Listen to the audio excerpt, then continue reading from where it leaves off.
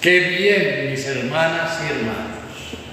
Comencemos dándole gracias a Dios, el Padre de las misericordias, que nos ha permitido estar aquí esta noche buena para celebrar este gran misterio del amor que Dios nos tiene.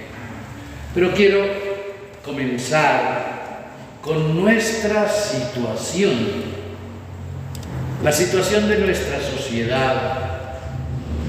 Antes de ayer tuve que salir, menos mal que no tenía que ir al centro, pero fui a las Dos Providencias y encontré un clima de tanta gente, de tanta prisa, todos corriendo, todos preocupados, afanados, inquietos, muchos agresivos.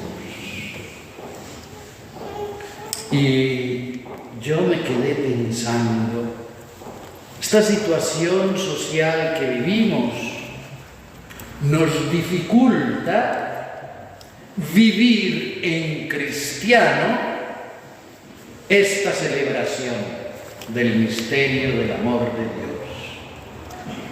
Porque Navidad viene de Natalia, natalicio, nacimiento. ¿Pero nacimiento de quién?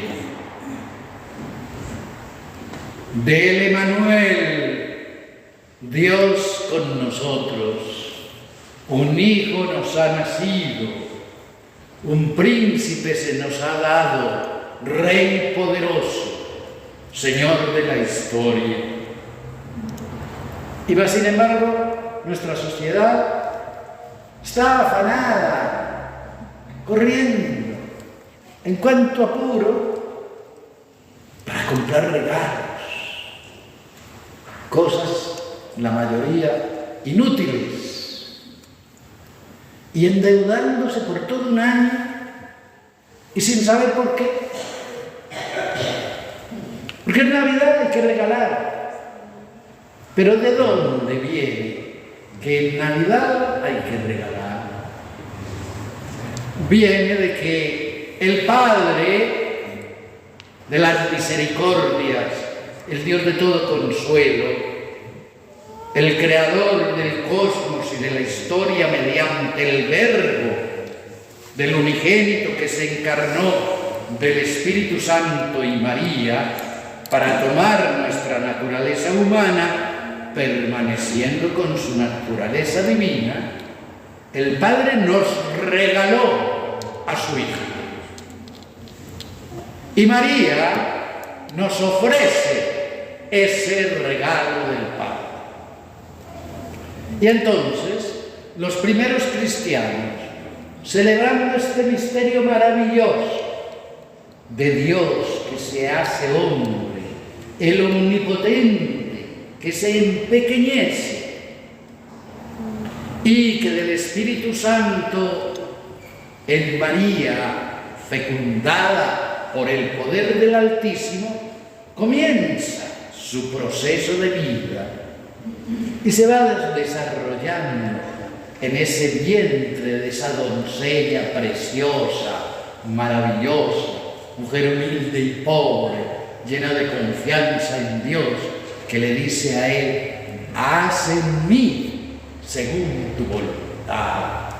La única criatura de nuestra raza humana que se atrevió a entregarse toda, entera y completa, con alma y vida y espíritu y corazón y psique, a Dios completo.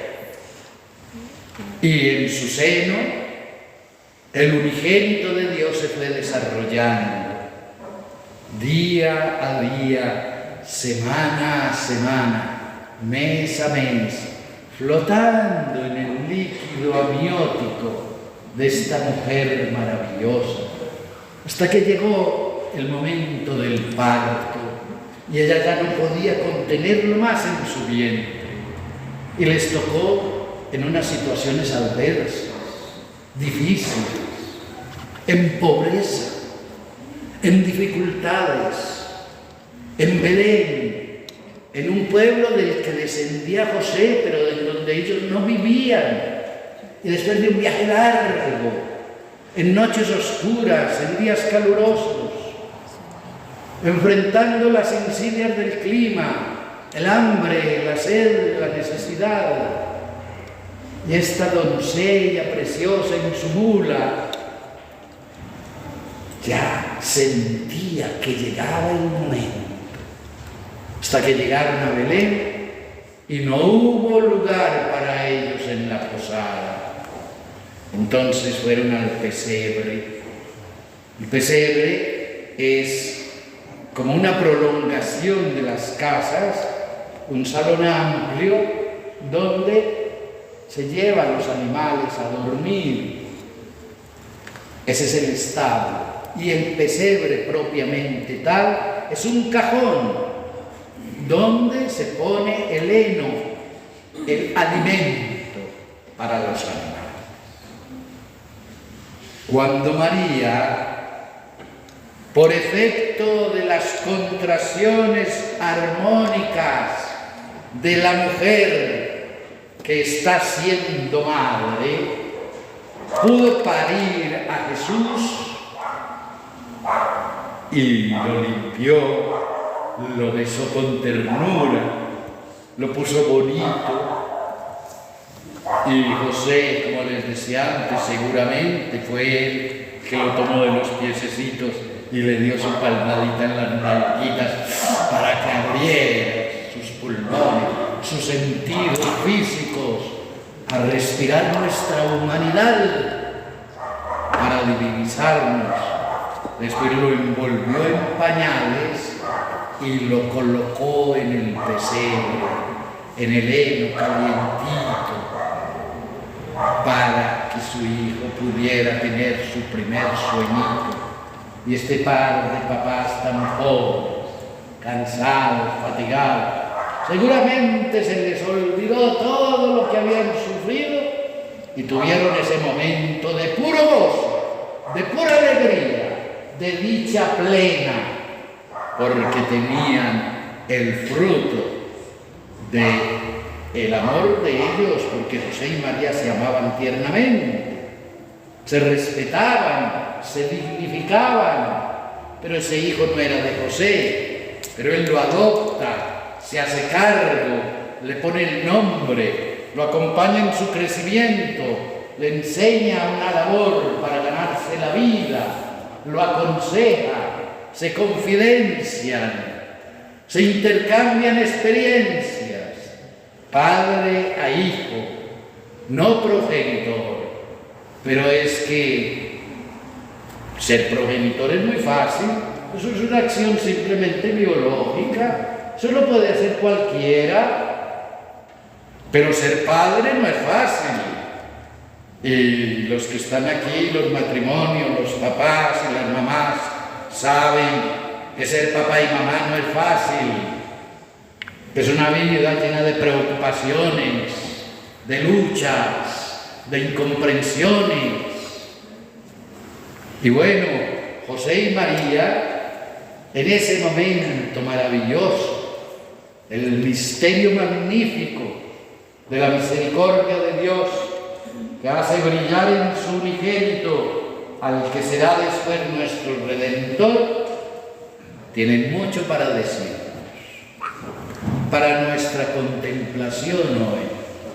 Es un momento que, como les decía, difícil de vivir en cristiano, porque tanta propaganda, tanto consumismo, tanto viejito pascuero que no tiene nada que ver con el natalicio de Jesús, tanto carro de la Coca-Cola, que es puro comercio, tantos anuncios que te colman en los celulares, ven a comprar aquí, lleva allí, endeúdate, sin sentido.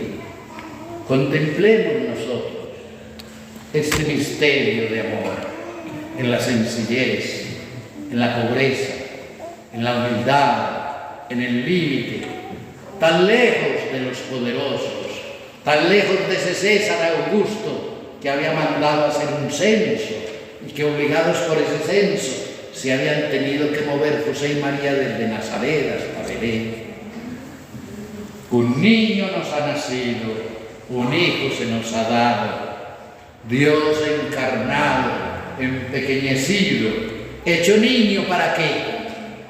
Para que le perdamos el temor que antes se tenía a ese Dios de los ejércitos, vengativo y castigador. Para que le perdamos. ¿Quién le teme a un niño? ¿Quién le teme a un niño? Un niño no despierta sino sentimientos de ternura, de bondad. El llanto de un niño, uno hace lo imposible por calmar ese llanto, porque ese llanto nos llega al alma, porque es un llanto de una criatura que no sabe expresar si tiene dolor, o tiene hambre, o se siente sucio, o cansado, o afiebrado. ¿Quién le teme a un niño? Emmanuel, Dios con nosotros y para nosotros, para nuestra contemplación y nuestra reflexión, y para nuestra praxis. ¿Qué hacemos cuando salgamos de aquí? Pues reunión familiar, mesa ahora y mesa después. Primero la mística, después la mástica.